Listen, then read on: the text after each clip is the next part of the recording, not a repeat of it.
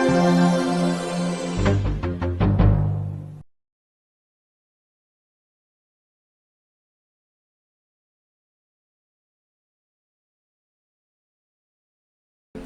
Every one, ഞാൻ doctor മായ പീതാംബരൻ, ഗാസ്ട്രോൻട്രോളജിസ്റ്റാണ്.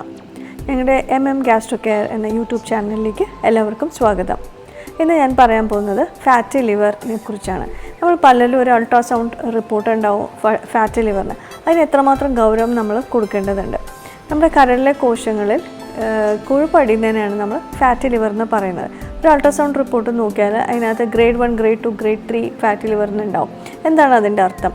സാധാരണ നമ്മളൊരു കരളിലെ കോശങ്ങൾ എടുത്താൽ 5% താഴെ കൊഴുപ്പുണ്ടാവാൻ പാടില്ല. മോർ ദാൻ 5% ഫാറ്റ് ആകുമ്പോഴാണ് നമ്മളതിനെ ഗ്രേഡ് 1 ഫാറ്റി ലിവറിനും, അബവ് 30% ആകുമ്പോൾ ഗ്രേഡ് 2 എന്നും, അബവ് 50% ആകുമ്പോൾ ഗ്രേഡ് 3 ഫാറ്റി ലിവറിനാണ് നമ്മൾ പറയുന്നത്. അതാണ് grading of fatty liver.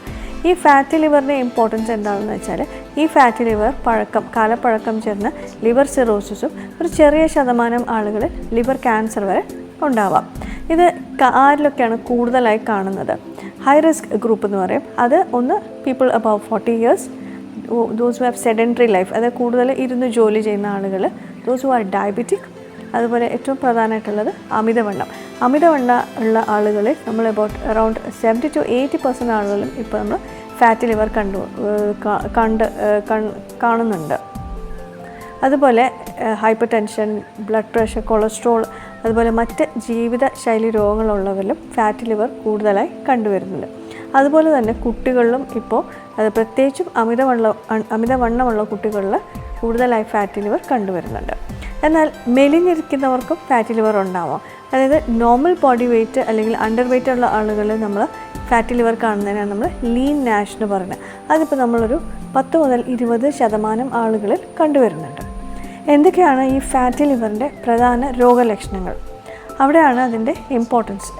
Most of the time fatty liver is asymptomatic, അതായത് പ്രത്യേകിച്ച് ഒരു രോഗലക്ഷണങ്ങളും ഈ ഫാറ്റി ലിവറുള്ള രോഗികളിൽ ഉണ്ടാവാറില്ല. അവിടെയാണ് നമ്മൾ ഈ സ്ക്രീനിങ് ടെസ്റ്റിൻ്റെ ആവശ്യകതയെപ്പറ്റി പറയേണ്ടത്.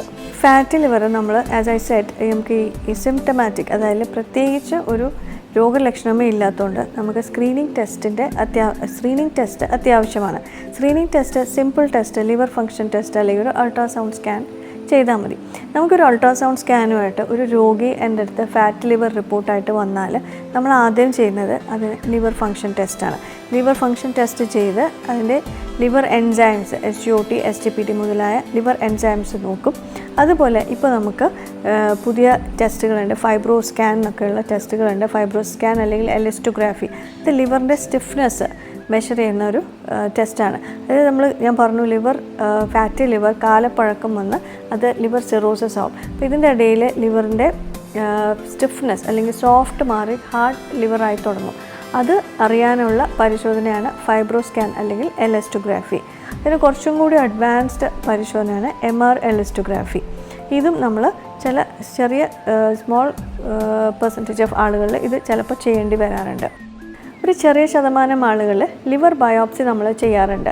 ലിവർ ബയോപ്സി കൂടുതലായും ഒന്ന് നമ്മുടെ ഫാറ്റി ലിവറിൻ്റെ തീവ്രത മനസ്സിലാക്കാനും മറ്റ് എന്തെങ്കിലും കാരണങ്ങൾ, for example auto immune liver disease, അങ്ങനെ മറ്റെന്തെങ്കിലും കാരണം കൊണ്ടാണോ ഈ പേഷ്യൻറ്റിനെ സ്കാനിൽ ഫാറ്റി ലിവർ പോലെ കാണുന്നതെന്ന് അറിയാൻ വേണ്ടിയിട്ടാണ് നമ്മൾ ചിലപ്പോൾ ലിവർ ബയോപ്സി പറയുന്നത്.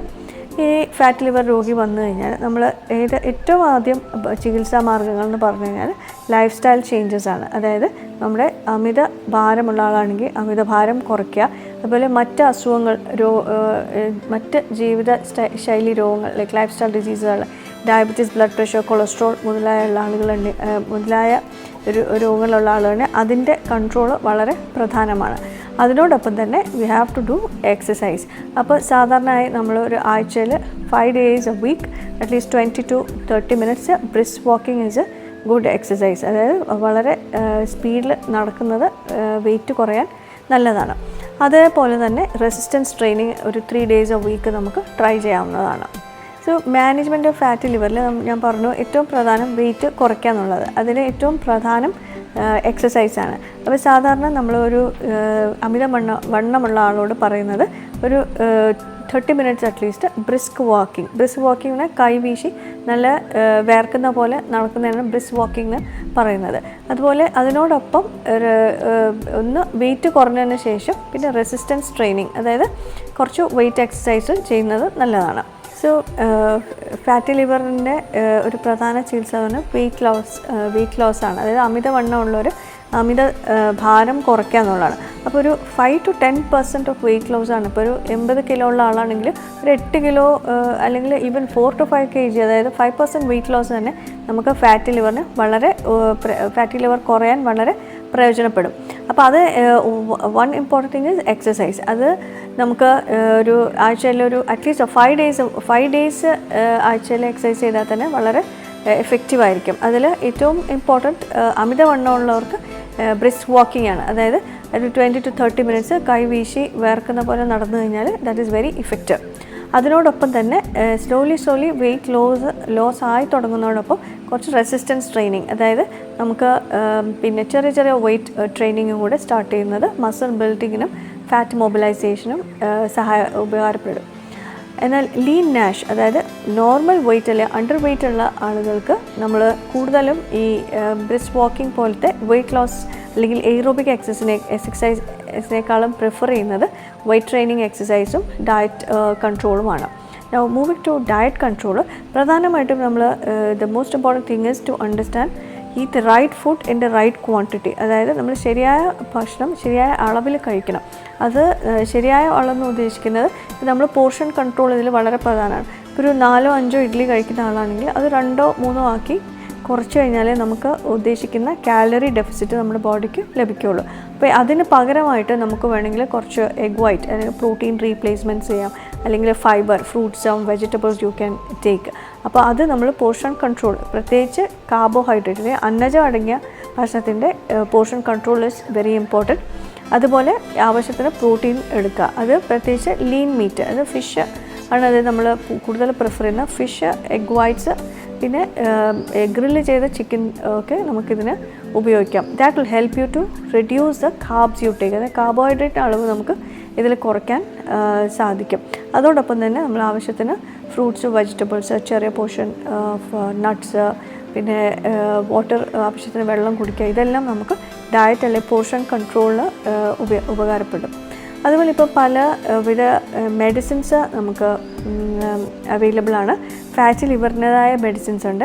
പിന്നെ അതോടൊപ്പം തന്നെ ഞാൻ പറഞ്ഞു ഒരു 5 to 8% വെയിറ്റ് ലോസ് നമുക്ക് ഈ ഫാറ്റി ലിവറിന് വളരെ ഉപകാരപ്രദമായിരിക്കും. അപ്പോൾ അതിന് നമുക്കിപ്പോൾ പല വെയിറ്റ് ലോസ് മെഡിക്കേഷൻസും ഉണ്ട്.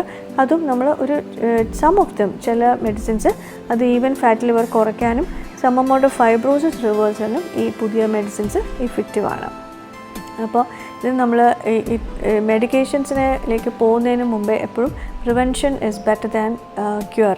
അപ്പോൾ നമ്മൾ ഈ ജീവിതശൈലിയിലെ മാറ്റങ്ങൾ, ഇതിനോടൊപ്പം തന്നെ നമ്മൾ ജങ്ക് ഫുഡ്സ് അവോയ്ഡ് ചെയ്യുക, റിഫൈൻഡ് കാർബ്സും റിഫൈൻഡ് ഷുഗേഴ്സ് ഉള്ള ഭക്ഷണങ്ങൾ അവോയ്ഡ് ചെയ്യുക, ഓവറായിട്ട് സാച്ചുറേറ്റഡ് ഫാറ്റ്സ്, അതായത് നമ്മൾ ഈ ഒരുപാട് ഫ്രൈസും ഒക്കെ കഴിക്കുന്നത് കുറയ്ക്കുന്നത് നമ്മുടെ കാലറി ഡെഫിസിറ്റ്, അതായത് നമ്മൾ കഴിക്കുന്ന ഭക്ഷണത്തിൻ്റെ ക്കാളും നമുക്ക് എക്സ്പെൻഡ് ചെയ്താൽ അല്ലെങ്കിൽ നമ്മുടെ ബോഡി എക്സ്പെൻഡിച്ചർ നെഗറ്റീവിലേക്ക് കൊണ്ടുവന്നാൽ നമുക്ക് കൂടുതലും വെയിറ്റ് ലോസ് ഉണ്ടാക്കാൻ പറ്റും. അപ്പോൾ ഈ ഭക്ഷണ പദാർത്ഥങ്ങളും ഷുഗറിൻ്റെ അളവ്, അതുപോലെ സ്വീറ്റൻഡ് ബിവറേജസ്, അതായത് കൂടുതൽ നമ്മൾ ഈ കാർബണേറ്റഡ് ബിവറേജസ്, ഈ ക്യാൻഡ് ഫ്രൂട്ട് ജ്യൂസസ്, ഇതൊക്കെ അവോയ്ഡ് ചെയ്യുന്നത് വളരെ എഫക്റ്റീവായിരിക്കും.